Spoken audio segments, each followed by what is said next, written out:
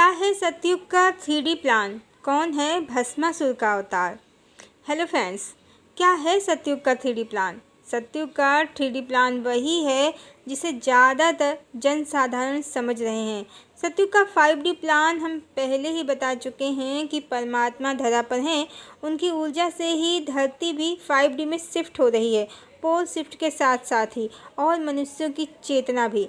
धरती की energy shift हो रही है, पोल शिफ्ट के साथ साथ निगेटिव एनर्जी या कली की एनर्जी एग्जिट होती जा रही है और पॉजिटिव या डिवाइन एनर्जी सतयुग की एनर्जी धरती पर उतरती जा रही है। यानी एनर्जी अब रिप्लेस हो रही है।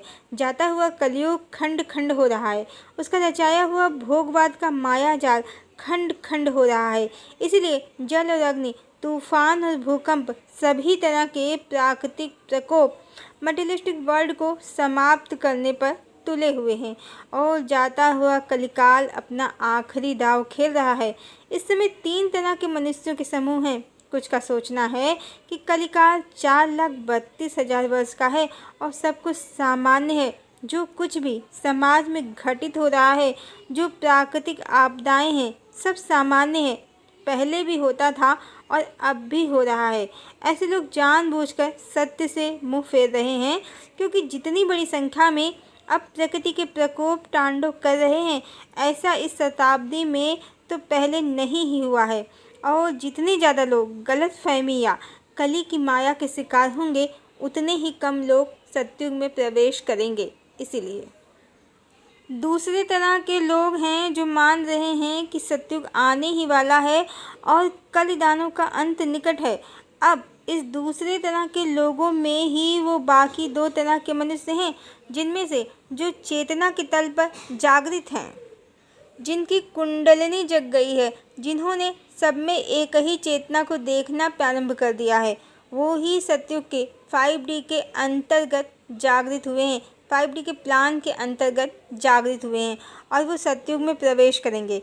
बाकी जो दूसरे तरह के लोग हैं, वो भी कलिदानों की माया में, काली माया में ट्रैप हैं और वो सतयुग का 3D प्लान फॉलो कर रहे हैं, जो कलिदानों या कलिकाल की माया है। वैसे भी सब लोग तो डिवाइन एरा में प्रवेश करने वाले नहीं हैं। इसीलिए इस समय जितने लोग सोशल मीडिया में हवाई बातें कर रहे हैं कि अब विस्फोट होगा, अब कल्कि प्रकट होंगे, अब देवी पद्मा से प्रेम लीला करेंगे, अब असुरों को पकड़ पकड़ के मारेंगे, या मेरे सपने में देवी वैष्णवी आ गई, मुझे दर्शन दे दिया, या और भी बहुत सारे गासिप, ये सब कलिदानों की काली माया है। मनुष्यों को इन्हीं बातों में उलझाए रखने के लिए, जिससे वो किसी का इंतजार करते रहे, माया के जगत में प्रभु को ढूंढते रहें और स्वयं की जागृति का प्रयास ना कर पाएँ। और ऐसे चैनल्स पर हजारों के व्यूज़ हैं। ये सब सतयुग का 3D प्लान है, जो कली का प्लान है, और इसी 3D के प्लान के अंतर्गत ही एस्ट्रोलॉजर्स नेताओं को अवतार और मसीहा बता रहे हैं। यहाँ तक कि जनसाधारण भी अपना माइंडसेट बना चुके हैं कि विधर्मियों को मिटाकर अपना वर्चस्व कायम करना है, जिसके कारण सब आपस में लड़ रहे हैं। ये आपस में लड़ना भगवान की ऊर्जा नहीं है, कलिदानों की ऊर्जा है, उसका, शुक्राचार्य का, अर्ध ज्ञान का, माया के जगत का, जीव को भटकाने के लिए रचा गया प्लान है। ये सतयुग का 3D प्लान है, कलिदानों का प्लान है। इसी प्लान के अंतर्गत बहुत से लोग सोच रहे हैं कि भारत विश्व की पहली अर्थव्यवस्था बनने वाला है, विश्व गुरु बनने वाला है। मंदिर बनाने से, योग करने से और भी तरह तरह के कर्म कांड करने से भारत विश्व गुरु बन जाएगा, सतयुग आ जाएगा। जो सब 3D का प्लान है, 5D का प्लान नहीं है। ध्यान रहे, परमात्मा का जो 5D का प्लान है, उसके अंतर्गत हर हृदय मंदिर होगा, उसमें परमात्मा विराजित होंगे, सब एक दूसरे से प्रेम करेंगे। और योग आज जो शारीरिक स्वास्थ्य के लिए हो रहा है, वो सिर्फ 3D का प्लान है, जबकि परमात्मा के 5D प्लान के अंतर्गत जो जागृत हो रहे हैं, उनकी चेतना ने प्रभु से योग कर लिया है। 5D प्लान के अंतर्गत जो योग है, वो मन और आत्मा का है।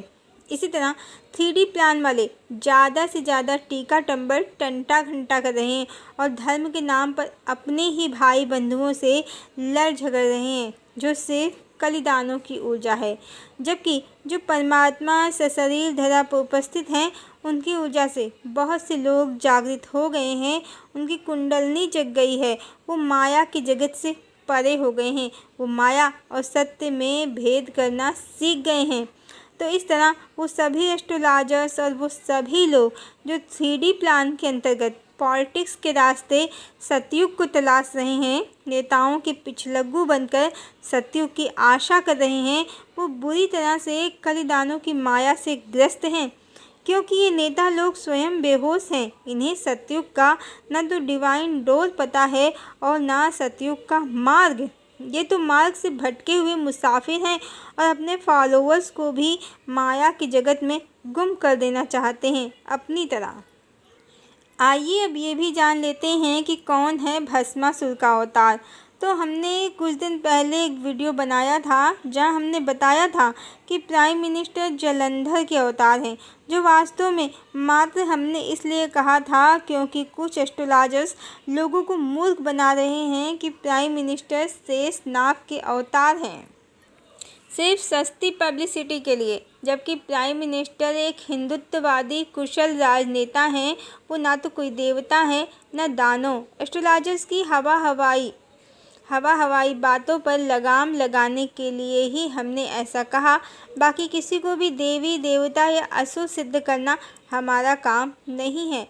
अवश्य ही हमने अपने वीडियो में पौराणिक चरित्रों को डिकोड किया है, पर किसी भी वर्तमान में किसी भी व्यक्तित्व की निगेटिव या पॉजिटिव पब्लिसिटी करना हमारा उद्देश्य नहीं है। हाँ, अंधविश्वास का नाश करना हमारा उद्देश्य अवश्य है। हमने जालंधर की ऊर्जा प्राइम मिनिस्टर के साथ जो बताई वो भी गलत नहीं था, क्योंकि जालंधर की भांति ही वो महान शिव भक्त हैं और अपने शासन का विस्तार चाहते हैं। और जैसा कि हमारा प्रेडिक्शन है जो भविष्य में सत्य ही होगा, ये तो निश्चित है। जालंधर की भांति ही प्रारंभ में प्राइम मिनिस्टर को अपार लोकप्रियता मिली है, जो अब घटना प्रारंभ हो गई है। और जालंधर की भांति ही कलिकाल के प्रभाव से जब वो भारत में बढ़ती अव्यवस्था दुर्व्यवस्था को रोकने में संभालने में असमर्थ हो जाएंगे, तो उनको निंदा और पतन मिलेगा, जो पहले से ही निश्चित है। तो उनसे जालंधर की ऊर्जा जुड़ी है, बाकी हुई है, बाकी वो जालंधर के अवतार नहीं हैं। और इस समय भारत ही नहीं, जितने भी बड़े देश हैं, अमेरिका, रसिया, चीन, ब्रिटेन, भारत, सब देशों के राष्ट्राध्यक्ष भस्मासुर हैं। आइए जानते हैं कैसे। कारण ये सभी अपने अपने तरीके से युद्ध और विनाश को ही आमंत्रित कर रहे हैं। ज़्यादा से ज़्यादा परमाणु बम, हथियार, मिसाइल इत्यादि पर खर्च कर रहे हैं और जिन नीतियों का पालन कर रहे हैं, वो नीतियाँ ग्लोबल वार्मिंग को तेज़ी से बढ़ा रही हैं। इसीलिए अब हर आते वर्ष के साथ गर्मी भी ज़्यादा बढ़ रही है और बारिश भी ज़रूरत से ज़्यादा हो रही है और ठंड भी। परिणाम क्या होगा? समुद्र के किनारे स्थित देश डूब जाएंगे, ठंडे देश बर्फ से ढक जाएंगे और गर्म देश या तो अधिक बारिश से सदाबहार हो जाएंगे या गर्मी के प्रकोप से फिर वो रेगिस्तान बन जाएंगे। सब कुछ असंतुलित हो गया है और इसके पीछे नीतियाँ किसकी हैं? देश के नेताओं की ही हैं। ज़्यादातर देश विकास के नाम पर भोगवाद को स्वीकार करते हैं, प्रकृतिवाद को अस्वीकार करते हैं, प्रकृति का दोहन करते हैं, अधिक से अधिक कंस्ट्रक्शन करते हैं। जिस रास्ते पर चलकर विकास नहीं विनाश ही मिलेगा।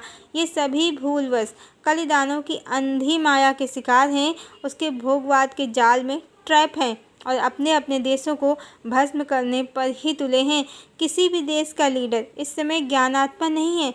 सब एक ट्रैप में फंसे हैं, जहां युद्ध, धार्मिक द्वेष की भावना और व्यर्थ की आधुनिकता को विकास और विजय का प्रतीक समझा जा रहा है, जबकि जिसके कारण सब नाश की ओर जल्दी जल्दी बढ़ रहे हैं।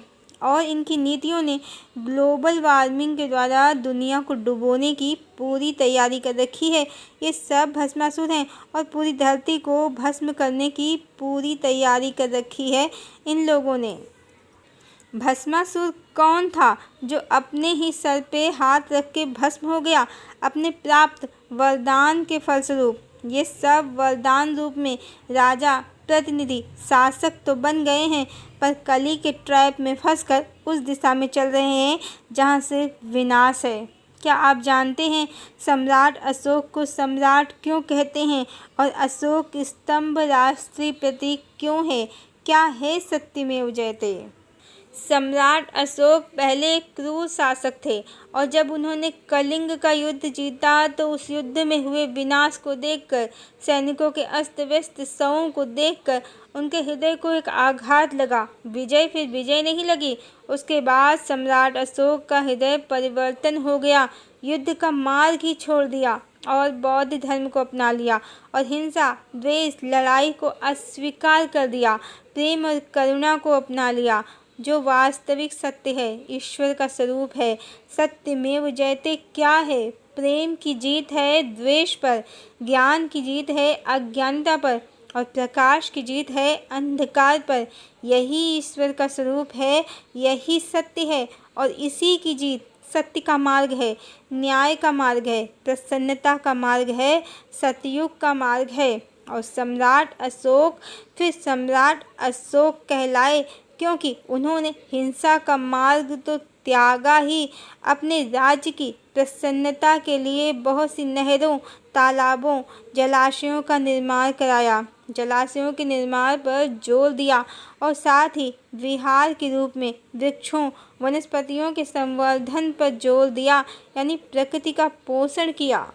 और सम्राट अशोक के काल में ही 23 विश्वविद्यालयों की स्थापना हुई, जिसमें तक्षशिला, नालंदा, विक्रमशिला, कंधार इत्यादि विश्वविद्यालय प्रमुख हैं। यही सम्राट की पहचान है। और आज देश की क्या स्थिति है? जल, प्रकृति, वृक्ष सब तरस रहे हैं। शिक्षा, स्वास्थ्य, पोषण सब भ्रष्टाचार के शिकार हो गए हैं और नेता लोग मनुष्यों को धार्मिक उन्माद में झोंक रहे हैं, आपस में लड़ा रहे हैं, विकास का झूठा सपना दिखा रहे हैं। भारत कैसे बन रहा है आर्थिक महाशक्ति, जबकि देश में शिक्षा, भोजन, स्वास्थ्य सब महंगा भी है और सबको उपलब्ध भी नहीं है। पानी तक के लिए लोगों को जद्दोजहद करनी पड़ रही है। बिजली तो कुछ इलाकों में ना के बराबर ही मिल रही है। नहीं है कोई इस समय सम्राट। इस समय देश और दुनिया में एकमात्र भस्मासुर का ही शासन चल रहा है और भविष्यवाणियाँ भी यही कह रही हैं कि अब अंत ही आरंभ है। आज जो चल रहा है सब हटेगा, उसके बाद ही सतयुग का प्रारंभ होगा और परमात्मा धरा पर हैं, उनके ही डिवाइन प्लान के अंतर्गत सतयुग आएगा। नेताओं के 3D प्लान के अंतर्गत नहीं। हाँ, बहुत से एस्ट्रोलॉजर्स 5D का प्लान बता रहे हैं, पर वो भी कंफ्यूज हैं और समझते हैं कि धरती स्वयं ही 5D में शिफ्ट हो रही है और जागृत आत्माएं लोगों को 5D में शिफ्ट करा देंगी। ईश्वर धरती पर अवतरित नहीं हुए हैं, तो ऐसा नहीं है। परमात्मा धरती पर आए हैं, वो आ गए हैं, उनकी ही ऊर्जा से परिवर्तन हो रहा है। इस विषय पर भी हम एक कंटेंट आपके लिए ज़रूर लाएंगे। हरिओम।